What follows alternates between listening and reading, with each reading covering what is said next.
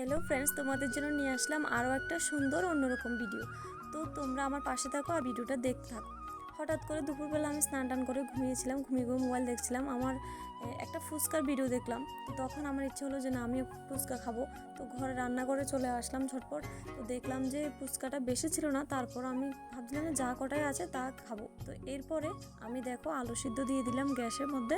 তো এখানেই আমি গ্যাস যখন আলু সিদ্ধটা হচ্ছিলো তখন আমি মরিচগুলো পুড়ে নিচ্ছিলাম।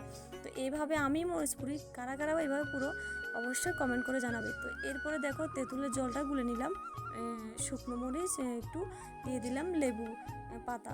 তো এরপরে এ কটাই ছিল, এগুলোকে আমি এখন ভেজে নেব।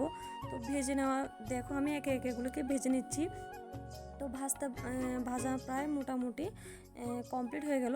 তো এটাই ছিল, এটাই ভেজে নিলাম। তো এরপরে দেখো ফাইনাল লুক, সবগুলোকে আমি একসঙ্গে করে নিলাম, আলু ভর্তা আর তেঁতুল জল আর হলো ফুচকা। তো এরপরে আমি বসে গেলাম হচ্ছে খেতে। তো আমার তো প্রচণ্ডই গরম লাগছিল, ঘাম পুরো পড়ছিল। তো ফাঁকাটা চালিয়ে দিলাম। গরমের মধ্যে আমি বসে বসে খাচ্ছি। সাইডে একটা জানালা ছিল, জানালাটা খুলে দিলাম। তারপরও প্রচণ্ড গরম, এখন প্রায় মনে হচ্ছে যেন 40-42 ডিগ্রি গরমটা পড়ে। তো দেখো একে একে আমি খেয়ে নিচ্ছি। অনেক টেস্টি হয়েছে, বাট একটু টকটা একটু বেশি, হালকা একটু বেশি হয়েছিল, তাও চলে। তো তোমাদের যদি আমার ভিডিওটা ভালো লাগে অবশ্যই তোমরা লাইক করে দিও। আর চ্যানেলটাতে যারা নতুন নতুন আসবে, যারা দেখবে, অবশ্যই তোমরা সাবস্ক্রাইব করে দিও। আমি নতুন ভিডিও আনার চেষ্টা করব। আর নেক্সট তোমাদের সাথে দেখা হবে অন্য কোনো নতুন একটা ভিডিওর সাথে। তো এই পর্যন্ত সবাই ভালো থেকো, টাটা।